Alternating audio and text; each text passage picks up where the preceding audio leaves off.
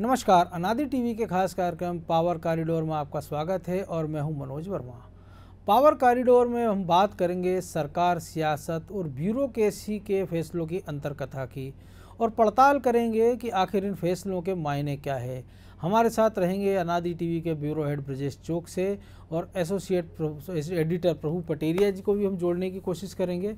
तो शुरू करते हैं खबरों की खबर लेने का सिलसिला पावर कॉरिडोर में।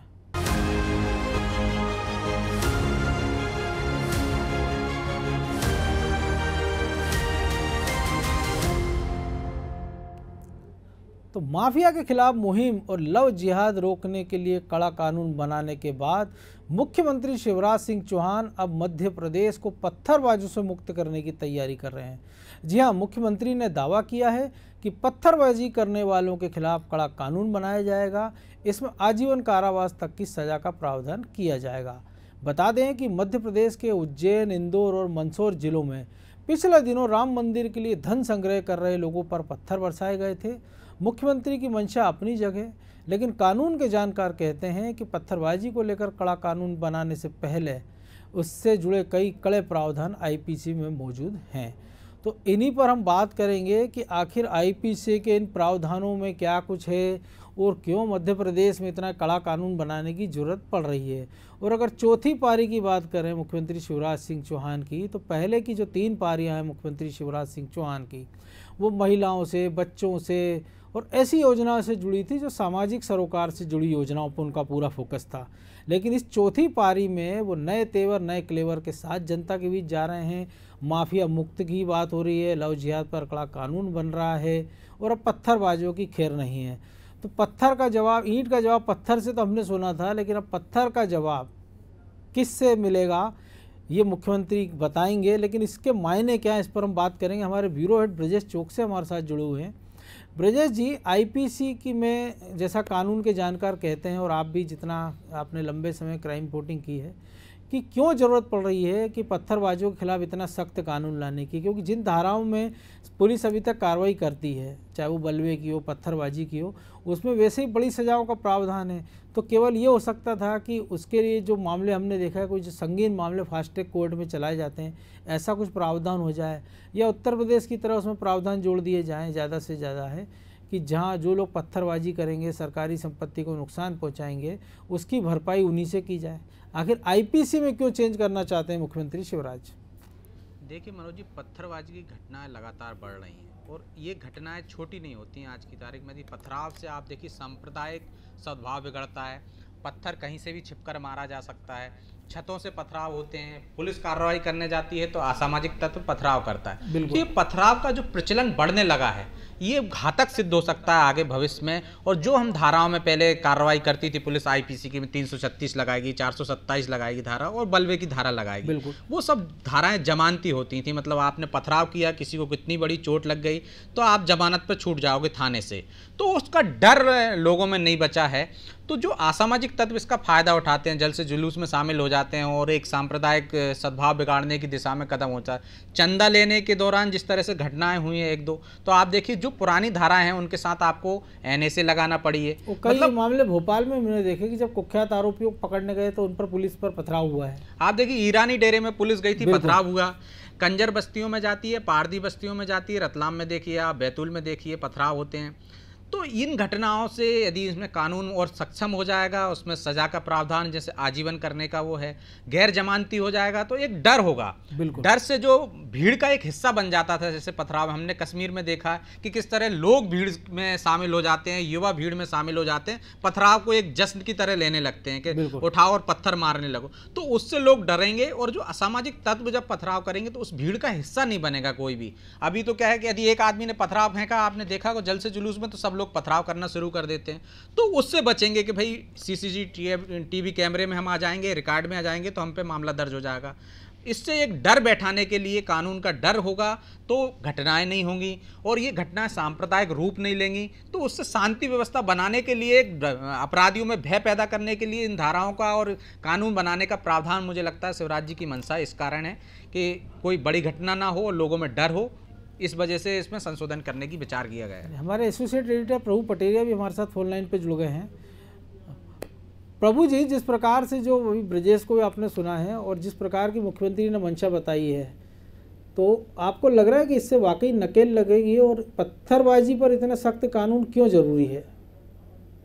देखिए मनोज जी, पत्थरबाजी एक ट्रेंड बन गया। जम्मू कश्मीर से शुरू हुआ था, उत्तर प्रदेश में भी इसको देखा है, अन्य राज्यों में भी देखा। उत्तर प्रदेश की सरकार ने इसको लेकर कड़े कदम उठाए थे। जो पत्थरबाजी वहां जो करते हुए पाए गए थे, उनके पोस्टर भी छपवाए गए और सार्वजनिक संपत्ति को या किसी की निजी संपत्ति को उनसे जो नुकसान पहुंचा है गदर करने वालों से, उसकी भरपाई भी उनसे करने का एक प्रावधान उत्तर प्रदेश सरकार ने किया है। मुख्यमंत्री शिवराज सिंह चौहान भी वही बात कर रहे हैं, लेकिन उसके और आगे बढ़कर ये बात कर रहे हैं कि यदि पत्थरबाजी के लिए जो उनकी घटनाएं होती हैं तो उनके खिलाफ ये कड़ा कानून लाने के जा रहे हैं, जिसमें उनके खिलाफ बड़ी कड़ी धाराओं में प्रावधान किया जाएगा। तो ये जो अपने आप में एक बड़ा मामला है और आजीवन कारावास तक की सजा की बात मुख्यमंत्री कर रहे हैं इसमें। लेकिन यदि हम इसको देखें कि पुलिस की जो कार्य प्रणाली है या आईपीसी की धाराओं को देखें, तो आईपीसी की धाराओं में ये प्रावधान पहले से है। यदि आपको किसी ने पत्थर मार दिया, पैर पर लगा आपके पत्थर, तो 323 लगेगी, मामूली चोट है यदि, तो सिर पर लगता है, हेड इंजरी होती है तो 307 लगेगी, और मान लो किसी को पत्थर पड़ा हो, उसकी मौत हो जाती है तो 302 लगेगी। तो चूंकि पुलिस वो कार्रवाई नहीं करती है, इस वजह से मुख्यमंत्री को इस मामले को अलग से फोकस करना पड़ रहा है। उसको अलग से वो डिफाइन करने जा रहे हैं कि ऐसी घटनाओं पर रोक लगे जो इस तरीके से उत्पात करते हैं, उस पर सांप्रदायिक सौहार्द बढ़ाती है। और मनोज जी, सबसे बड़ी बात यह है, मध्य प्रदेश में 3 जगह ऐसी घटनाएं हो चुकी हैं। जी बिल्कुल। चलिए अब अगली खबर की ओर रुख करते हैं। आप बने रहिए दोनों मेहमान हमारे साथ। तो निश्चित तौर पर कि वैसे तो मुख्यमंत्री शिवराज सिंह चौहान के नए रूप यानी एक्शन मैन की छवि की चारों तरफ चर्चा है और उसे सराहना भी मिल रही है, लेकिन एक वर्ग ऐसा भी है जो उनके नायक बनने से विचलित है, नाराज है और नाराजगी की वजह भी जायज़ बताई जा रही है। दरअसल पहली वीडियो कॉन्फ्रेंसिंग में मुख्यमंत्री ने जिस तरह अपने तेवर दिखाए थे और एक एसपी और कलेक्टर पर गाज गिराई थी, वैसे ही तेवर उन्होंने दूसरी कॉन्फ्रेंस में दिखाए। इस बार एक नगर निगम कमिश्नर और एक एसपी पर गाज गिरी। कमिश्नर पर तो कार्रवाई उनके कर्मों के कारण आईएएस वर्ग तनिक विचलित होकर पचा गया, लेकिन आईपीएस पर कार्रवाई उनकी बिरादरी के गले नहीं उतर रही है। तो इसके पीछे इस अफसर की अपनी बिरादरी में एक बेहतरीन अधिकारी के रूप में छवि होना है। उन्होंने अब तक जिन भी अफसरों के साथ काम किया, सब में उनकी छवि उम्दा है। बावजूद सीएम ने उन्हें अवैध रेत पर कार्रवाई नहीं करने पर हटा दिया, जबकि अंदर खाने में इसका कारण बताया गया है कि सीएम के इस तरह की कार्रवाई करने के कारण यही बात आईपीएस एसोसिएशन नहीं पचा पा रही है। इस वर्ग का कहना है कि इस तरह अधिकारियों पर कार्रवाई की गई तो पूरे अमले का मनोबल गिरेगा और इसका असर काम पर भी पड़ेगा और शिवराज का एक्शन भी कमज़ोर होगा। तो इसी पर हम बात करेंगे कि इसके पीछे, पर्दे के पीछे इसमें क्या कहानी है, क्यों ललित साक्यवार के खिलाफ ये कार्रवाई हुई है। तो प्रभु पटेरिया जी के पास हम सबसे पहले चलेंगे। प्रभु जी, क्या माना जाए, क्योंकि जो एक्शन जिस प्रकार से हो रहा है और इन उदाहरणों के अलावा हमने देखा है कि बेटी बचाओ अभियान की जो बात कर रहे हैं मुख्यमंत्री, उसमें भी 2 पुलिस अफसरों पर कार्रवाई की है, सस्पेंशन की कार्रवाई की है। ये जो एसपी का मामला है कटनी का जो आप हम बता रहे थे, इसके पीछे कारण क्या है? बिल्कुल मनोज जी, जो आप बता रहे हैं, मंडला में एक बेटी गायब होने का मामला था, जिसको लेकर मुख्यमंत्री ने कल समाधान ऑनलाइन में कड़े तेवर दिखाए और 2 पुलिस अधिकारियों पर उनकी गाज गिरी है। लेकिन मुख्यमंत्री के जिस एक्शन की हम बात कर रहे हैं, जिस तरीके से मुख्यमंत्री ने लगातार कलेक्टर कमिश्नर कॉन्फ्रेंस में बड़े अधिकारियों पर कार्रवाई की, उनको पद से हटाया है जिम्मेदार पदों से, तो उसमें कटनी का मामला एक अपने आप में शायद यदि हम आला अफसरों की स्तर पर बात करें तो वो जरूर आश्चर्यचकित है कि ललित साक्यवार एक अच्छे काबिल अफसर माने जाते हैं। वो जहां भी रहे अच्छा परफॉर्मेंस दिया और खास बात ये, जिस मामले में उनको हटाया गया, रेत के मामले को ये कहा गया लापरवाही बरती है, तो वो छतरपुर के एसपी भी रहे और छतरपुर में जब वो थे तब रेत खनन जैसी कोई जो अनियमितताएं हैं, वहां पर जो गड़बड़ियां अभी उजागर हो रही हैं, ऐसा कोई मामला सामने नहीं आया था।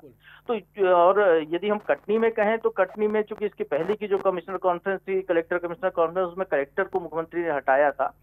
यहाँ पर सवाल उनने कलेक्टर से किया था कॉन्फ्रेंस के दौरान। कलेक्टर ने कहा मैं तो अभी अभी आया हूँ, तो वहां पे कार्रवाई की गाज जो है एसपी पर गई। तो कहीं ना कहीं लेक ऑफ कम्युनिकेशन रहा है मुख्यमंत्री तक। जिन सोर्स से या कहें चीफ सेक्रेटरी या डीजीपी के स्तर से जो बात पहुंचनी चाहिए थी वह ढंग से पहुंची नहीं, या कुछ गलत फीडबैक ऊपर तक आया है।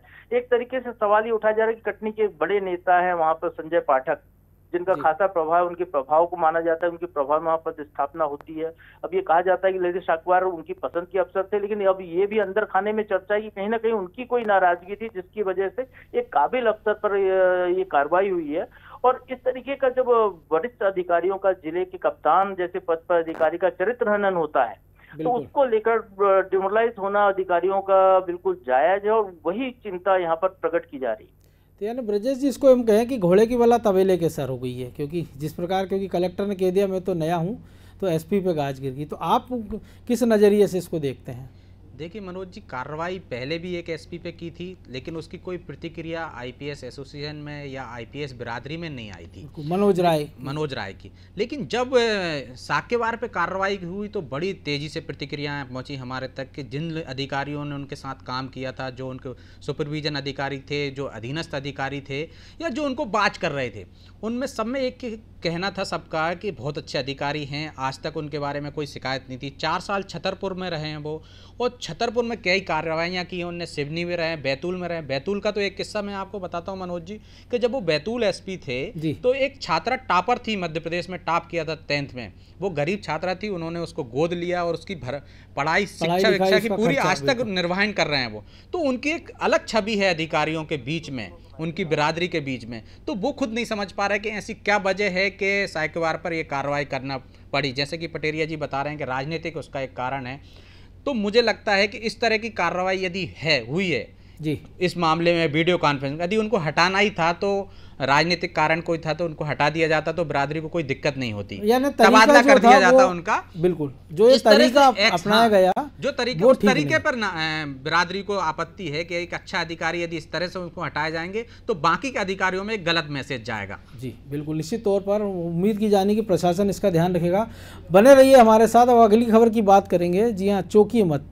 भले ही महानायक अमिताभ बच्चन की देश दुनिया में कितनी भी इज्जत हो, लेकिन मध्य प्रदेश पुलिस के लिए अब भी वे किसी आम और मामूली इंसान से ज़्यादा कुछ नहीं है। और नहीं तो क्या वजह है जब उनके आग्रह को भी मध्य प्रदेश पुलिस ने ठुकरा दिया, जबकि उन्होंने अपील देश की करोड़ों जनता के सामने एक बार नहीं कल की कई बार की। वे चाहते थे कि मध्य प्रदेश पुलिस में पदस्थ पति पत्नी जो कोसों दूर तैनात हैं एक दूसरे से, उन्हें एक ही जिले में कर दिया जाए, लेकिन उनकी इस अपील को भी मध्य प्रदेश पुलिस ने आम लोगों की तरह रद्दी की टोकरी में डाल दिया। एक विधायक ने भी इस बारे में मुख्यमंत्री और डीजीपी से गुजारिश की थी, वो भी बेअसर साबित हो रही है, जबकि अधिकारियों के मामले में ऐसा नहीं होता। एक आईएएस दंपत्ति हो या आईपीएस दंपत्ति, एक आईपीएस दंपत्ति का जो मामला है तो उसमें तो पुलिस मुख्यालय तक शिफ्ट कर दिया गया। तो इसके पीछे का क्या कुछ अंतर कथा है, उसको समझेंगे ब्रजेश चौकसे से। ब्रजेश जी, जिस प्रकार से अब मामला हमने देखा कि आया है ये, और एक तरह से बड़ा रोचक मामला अनादि टीवी ने भी दिखाया था, और एक और मामले का जिक्र इसलिए थोड़े दिन पहले अनादि टीवी ने वो भी बताया था कि कैसे एक सिपाही ने साले की शादी के लिए छुट्टी मांगी थी और मेंशन किया था कि पत्नी ने धमकी दी है। उसके बाद उस आरक्षक पर कार्रवाई भी हो गई थी। इसको कैसे देखा जाए कि इसमें यह अगर उस मामले को नज़ीर माना जाए तो किस्मत मनाई जाए कि हवलदार साहब सस्पेंड हुए, पुलिसकर्मी नौकरी में तो हैं कम से कम।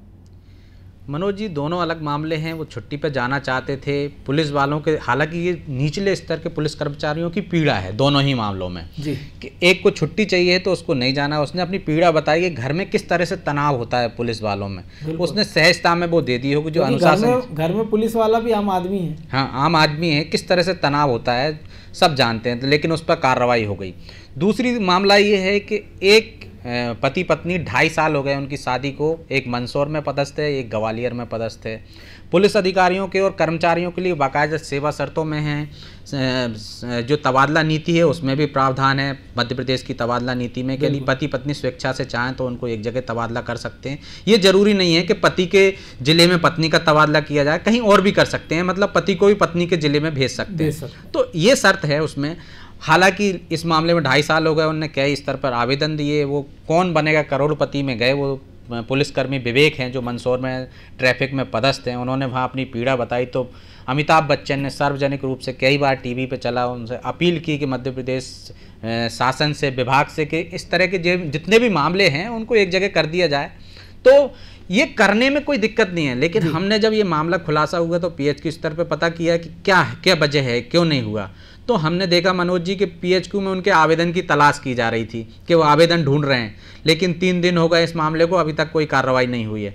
इस तरह के एक ही विभाग में नहीं, कई विभाग में मामले हैं। हम उद्योग विभाग का भी एक मामला हमारे संज्ञान में है कि उनकी पत्नी बालाघाट में पदस्थ है, उनके पति यहाँ पे हेल्थ डिपार्टमेंट में, वो रायसेन में पदस्थ हैं। 3 साल से पति पत्नी परेशान हो रहे हैं लेकिन कोई सुनवाई नहीं हो रही। तो इस तरह के मामलों को सरकार को संज्ञान में लेना चाहिए। और एक जैसे कि पिछली बार कमलनाथ सरकार ने किया था शिक्षा के मामले, शिक्षकों के मामले में कि स्वेच्छा से कौन कहाँ जाना चाहता है, हम वो नहीं कह रहे हैं, लेकिन इस तरह की नीति में एक वो दे दें कि कहाँ पति पत्नी जाना चाहते हैं, कोई जरूरी नहीं है कि उनको उस जिले में करें, दूसरे जिले में कर दें। लेकिन यहाँ दिक्कत ये आती है कि 3 साल तक आप तबादला नहीं कर सकते। 3 साल का प्रावधान है, पहले 5 साल का था कि नवनियुक्ति, लेकिन यहाँ तो 3 साल का क्राइटेरिया भी हो गया। और एक तबादला नीति में पुलिस ने संशोधन किया था कि रेंज स्तर पर तबादला बोर्ड बनाया था कि आप रेंज स्तर पर एक दूसरे 3 साल यदि हो गए एक जिले में सिपाही हवालदार के, तो आप उसको रेंज के दूसरे जिले में कर दीजिए, उसको म्यूचुअल भी कर सकते। हाँ, और पुलिस मुख्यालय स्तर पर उन मामलों को लाइए जो एक रेंज से दूसरे रेंज में जाना चाहते हैं। ये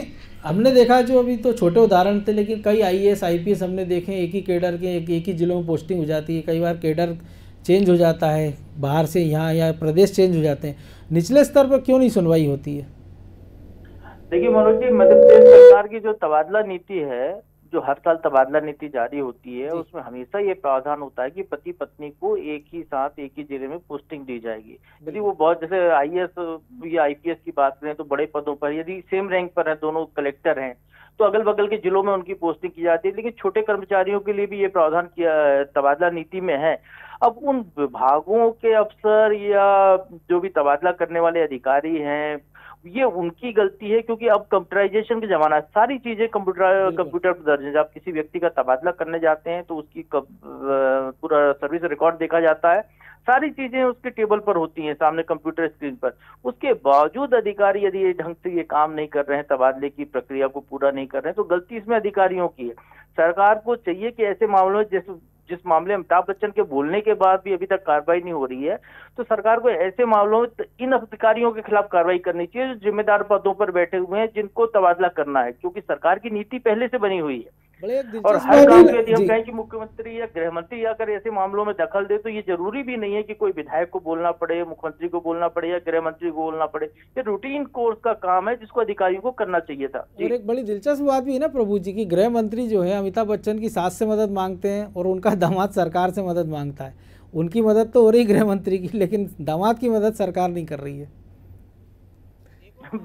बिल्कुल मनोज जी, ये तो वही तो मैं कह रहा हूँ कि ये बड़ी अजीब सी परिस्थितियां हैं जिसका निराकरण कहीं ना कहीं सख्त रवैये में, जिस तरीके से शिवराज सिंह जी का अभी जो माफिया के खिलाफ या दूसरे मामलों को लेकर जिस तरीके का सख्त रवैया दिखाई दे रहा है, ऐसा कुछ रवैया उनको प्रशासन के अंदर जो विसंगतियां हैं उनको दूर करने के लिए भी दिखाना होगा। चलिए, जैसा कि मनोज जी एक किस्सा, इसमें एक और मामला है कि एक IPS अधिकारी की धर्मपत्नी बालाघाट के करीब में है, तो उनका हाक फोर्स का पूरा मुख्यालय ही बालाघाट शिफ्ट कर दिया गया। तो जब अब अधिकारियों के बारे में आप इतनी संवेदनशीलता दिखाते हो कि पति पत्नी दूर दूर हैं, एक भोपाल में पदस्थ है, एक टीकमगढ़ में पदस्थ है, उनको आसपास के जिले दे दें, अधिकारियों के साथ ऐसा होता ही, फिर कर्मचारियों के साथ क्यों नहीं होता? उनको भी आप कर दीजिए। उसी बड़ा सवाल है, उम्मीद की जाना चाहिए सरकार इस पर संज्ञान लेगी। चलिए, हमारे साथ आप दोनों मेहमान बने रहिएगा। हम बात करेंगे एक और खबर की, इस कार्यक्रम की, कि चौथी पारी में शिवराज सरकार भले ही अब तक मध्य प्रदेश के अध्यादेश के जरिए मध्य प्रदेश में बजट लाती रही हो, लेकिन अब साल 2021-22 का बजट पूरे तामझाम के साथ लाने की तैयारी कर रही है। बजट को लेकर तैयारी बैठ के शुरू हो गई हैं। वित्त मंत्री के बजट भाषण के लिए भी विभागों से जानकारी मंगाई जा रही है। वित्त मंत्री का बजट भाषण आत्मनिर्भर मध्य प्रदेश पर केंद्रित होगा। लोकल के लिए वोकल का फंडा भी इसमें दिखेगा। अब ये अलग बात है कि वित्त मंत्री जगदीश देवड़ा अपने पूर्ववर्तियों की तरह बजट भाषण पढ़ पाते हैं या नहीं।